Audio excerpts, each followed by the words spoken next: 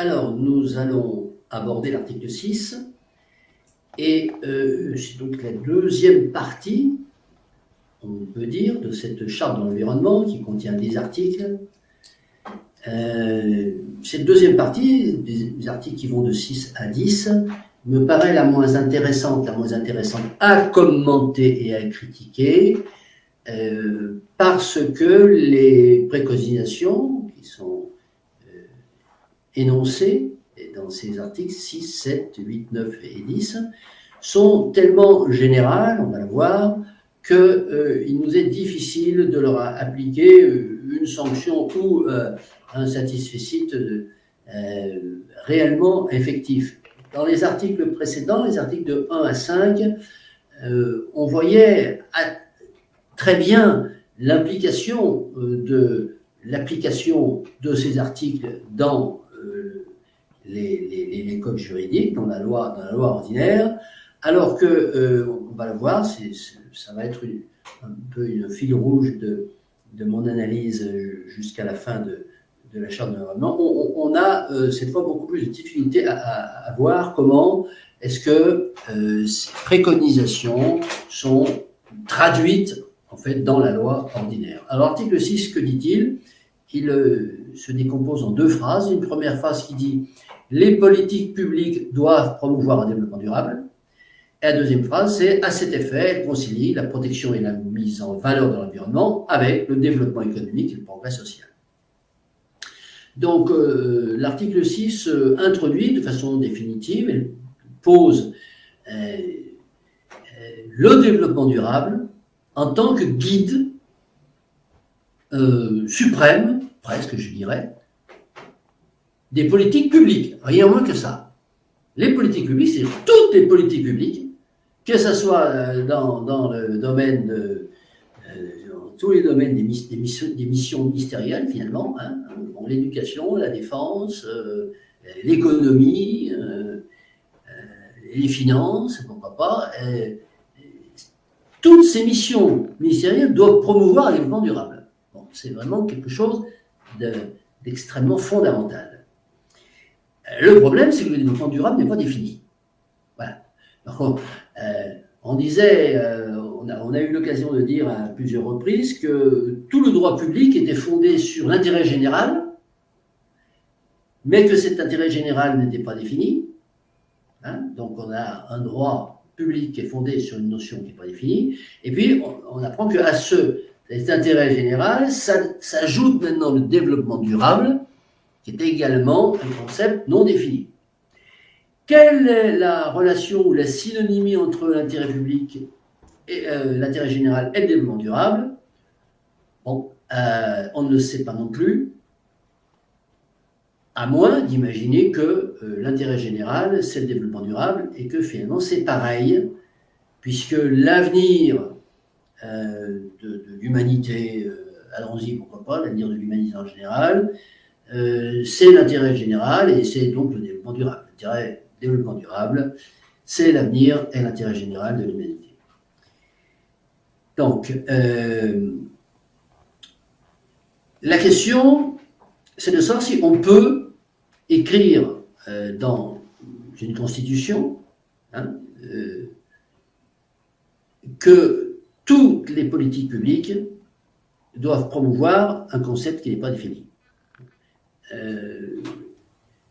Alors je pense que non, c'est la raison pour laquelle je propose un point de pénalité de ce point de vue, point de pénalité qui, je dirais, qui est une question non pas de fond, mais une question de forme. C'est-à-dire que la définition du développement durable est nécessaire dans la charte de l'environnement pour pouvoir dire que toutes les politiques publiques l'appliqueront. Alors, effectivement, on assiste à une mise en application de cet article 6, parce qu'effectivement, depuis une dizaine d'années maintenant, on a bien la promotion du développement durable dans toutes les politiques publiques, mais je dirais bien au-delà des politiques publiques, hein, dans la vie économique en général, même les entreprises du secteur privé ne se privent pas, les entreprises du secteur privé mettent en avant le développement durable, donc promeuvent le développement durable, mais dans leur déclinaison, disons, de la recherche du profit. Donc ce développement durable qui sert à deux choses, il sert à donner une éthique aux politiques publiques et il sert à donner un prétexte commercial aux entreprises du secteur privé pour pouvoir faire encore plus de profit en vendant des produits ou des prestations qui promeuvent le développement durable. Et ce qui est très intéressant dans cette affaire de développement durable, très intéressant pour celui qui l'utilise, c'est qu'on n'a pas besoin de justifier. Il suffit de dire que c'est pour le développement durable, ça permet de vendre tel produit ou telle prestation, et au niveau des politiques publiques, il n'est pas besoin d'argumenter, comme pour d'ailleurs l'intérêt général, point est besoin d'argumenter, ou plutôt disons, d'expliciter le développement durable dans le cadre, par exemple dans l'éducation, je sais pas, l'enseignement des mathématiques, je prends exprès un domaine très difficile à relier au développement durable, mais pourquoi pas dans l'exercice des mathématiques, si on nous explique que on va plutôt utiliser la théorie des ensembles pour faire l'éducation des enfants, ou bien la méthode intuitive plutôt que la méthode suggestive, non, c'est pas ça. Bref, j'ai oublié le terme. Eh bien, c'est pourquoi pas pour promouvoir le développement durable. Donc, c'est un couteau suisse qui est particulièrement utilisé et utile dans tous les cas de figure. Donc, point de pénalité pour ça. C'est un concept qui est utilisable beaucoup trop facilement alors qu'il n'est pas défini. Deuxième partie de l'article 6. À cet effet, elle concilie, d'une part, donc, il s'agit de concilier, il s'agit de préconiser. Alors, préconisation, c'est un mot faible, puisque une constitution, ça a une valeur coercitive. Donc, c'est une obligation, elle énonce des obligations. Les citoyens, les personnes physiques et les personnes morales ont pour obligation de concilier dans leur action de tous les jours, d'une part, la protection et la mise en valeur de l'environnement, protection et mise en valeur, et le développement économique et le progrès social. Donc, il faut faire du développement économique, c'est-à-dire qu'il faut faire de la croissance, finalement, c'est ça que ça veut dire. En même temps que faire cette croissance, il faut faire du progrès social, donc il faut augmenter les acquis sociaux. Et en même temps, il faut protéger l'environnement et le mettre en valeur. Donc, toute action d'une personne physique ou d'une personne morale doit finalement poursuivre 4 objectifs simultanés et forcément compatibles. Alors, on va voir qu'est-ce qui se passe si ce n'est pas compatible. Il faut protéger l'environnement. Le mettre en valeur sont des choses un petit peu différentes. Protéger, c'est le laisser tel qu'il est et qu'il n'y ait pas d'agression pour le diminuer, pour l'amputer de ses caractéristiques. La mise en valeur, c'est le développer, qu'il soit encore plus beau, cet environnement. Le développement économique, ça veut dire qu'il faut faire de la croissance, et le progrès social, c'est-à-dire qu'il faut augmenter les acquis sociaux. Tout ça doit être simultané. Et donc, pourquoi pas une grille d'audit, par exemple pour les entreprises. Une entreprise, est-ce qu'elle protège l'environnement? Est-ce qu'elle le met en valeur? Est-ce qu'elle contribue à l'augmentation du PIB? Et est-ce qu'elle contribue à l'augmentation des acquis sociaux? Alors, est-ce que, disons que pour cet article 6, en tant que préconisation constitutionnelle, s'applique de façon coercitive dans la loi, c'est quand même le but d'une préconisation constitutionnelle, il faudrait qu'il y ait une mission publique, ministérielle d'audit des entreprises afin de vérifier que ces 4 points ces 4 objectifs sont suivis. Voilà. Et pourquoi pas mettre en œuvre des sanctions si il s'avérait que l'une des 4 composantes n'est pas... bon. Alors, est-ce que ça existe? Est-ce qu'il y a réellement, un petit peu comme pour les contrôles thermiques pour les appartements, hein, lorsque on est dans le secteur de l'immobilier, lorsqu'on a une activité dans le secteur de l'immobilier, eh bien, on est tenu de se soumettre à des préconisations extrêmement précises, des règles extrêmement précises concernant la vérification thermique des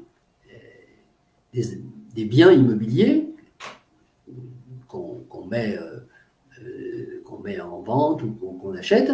Et par contre, au niveau des entreprises, à ma connaissance, il n'y a pas d'institution, d'établissement public qui procède à la vérification de cet article 6. Donc, je mettrai un point de pénalité parce que c'est ce qu'on appelle les lois molles. Les lois molles qui énoncent quelque chose, mais il n'y a pas de sanction.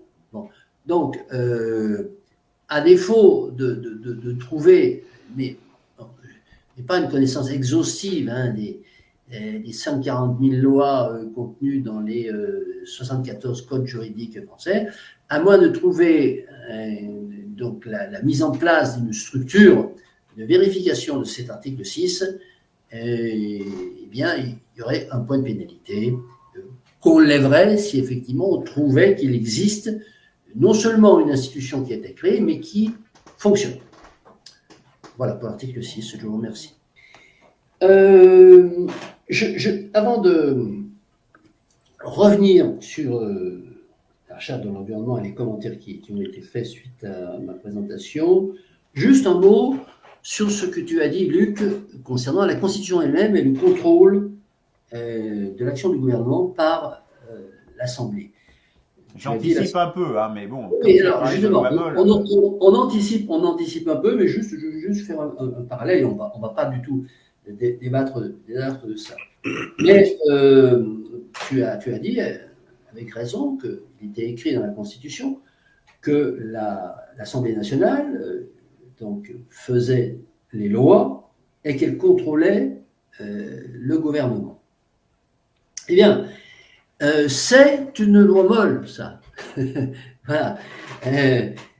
Aussi, oui. Bon, je fais un parallèle un peu avec l'article 6, mais on retrouve un peu la même idée selon laquelle l'Assemblée nationale ne contrôle pas l'action du gouvernement.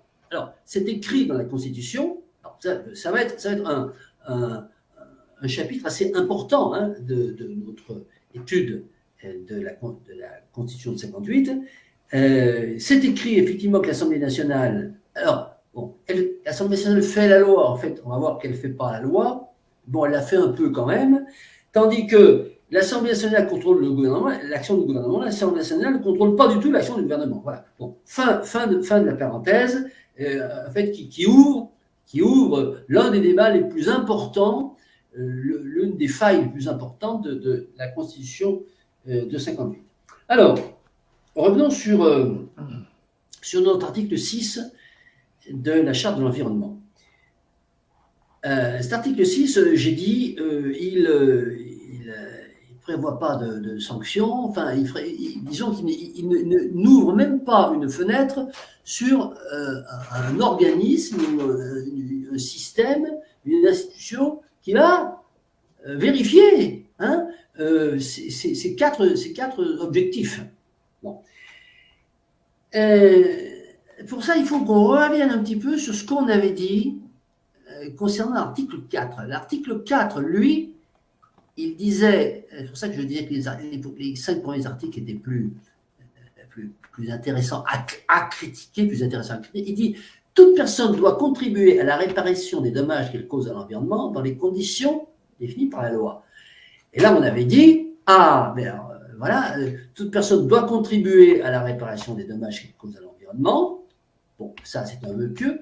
Dans les conditions définies par la loi, est-ce que la loi prévoit-elle qu'il va y avoir des sanctions si on ne répare pas les dommages qu'on cause dans l'environnement. Et donc, je ne vais pas refaire, disons, ce qui a été dit ce jour-là, mais de toute façon, ça a été un petit peu court parce qu'il y a énormément des choses à dire là-dessus.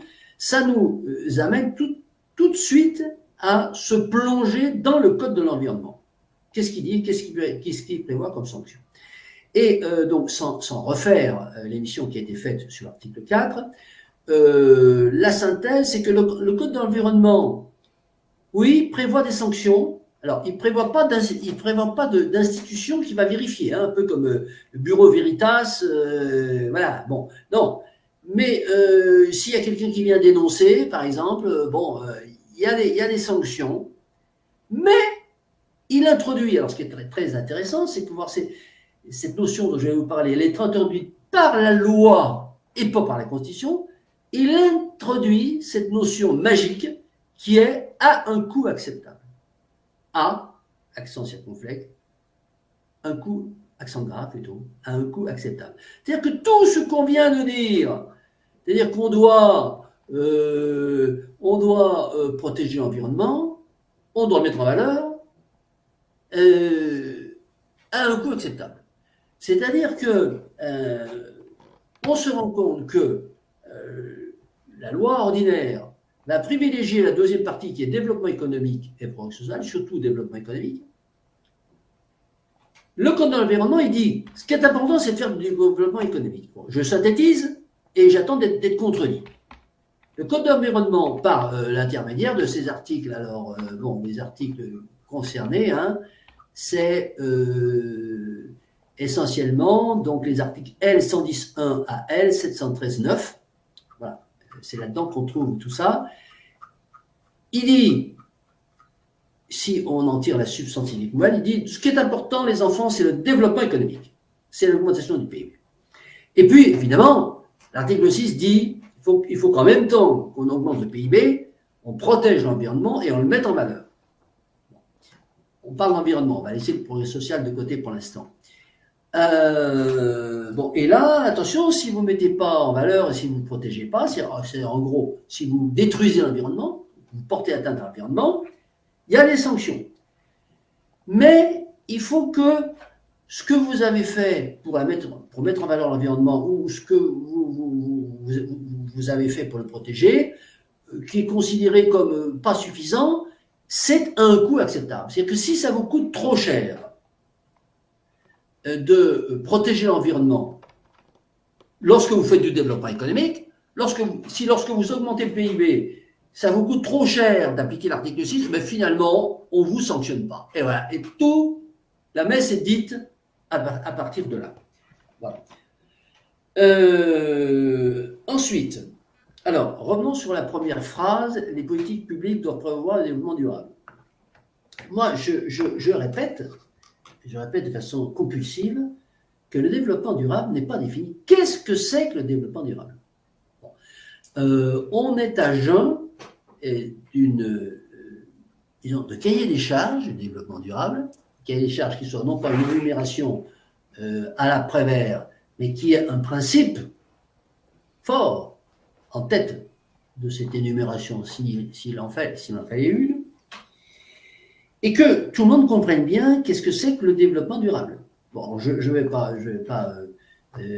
laisser le point d'interrogation parce que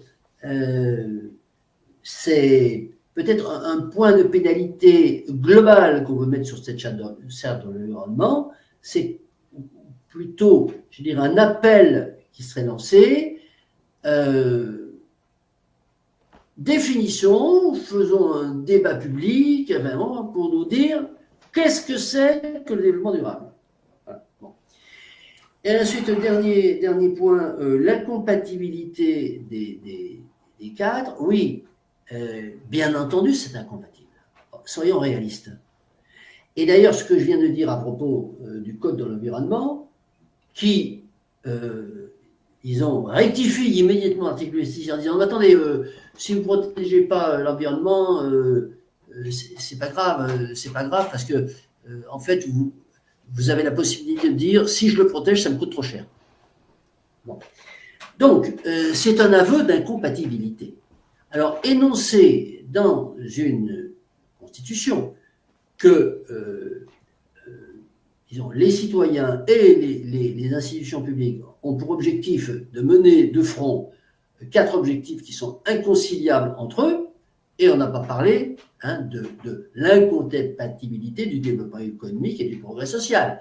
Là, je dirais que l'analyse historique, tout simplement, factuelle, objective historique, montrait que le développement économique, eh bien, surtout depuis, disons, ces dernières dizaines d'années, depuis 20 ans, le développement économique ne ruisselle pas sur les acquis sociaux, voilà, bien au contraire. Donc, cette incompatibilité qui, pour la deuxième phase, peut démontrer historiquement, c'est-à-dire développement économique, progrès social, et pour la première phase, protection et mise en valeur de l'environnement, pas forcément constatée d'un point de vue historique, mais tout simplement entériné par la loi ordinaire, et c'est, à ma connaissance, une première constitutionnelle, peut-être le plus grave pénalité qu'on puisse mettre, c'est-à-dire que la Constitution énonce une incompatibilité qui est ensuite entérinée par la loi. Voilà. Nous sommes dans l'extraordinaire juridique.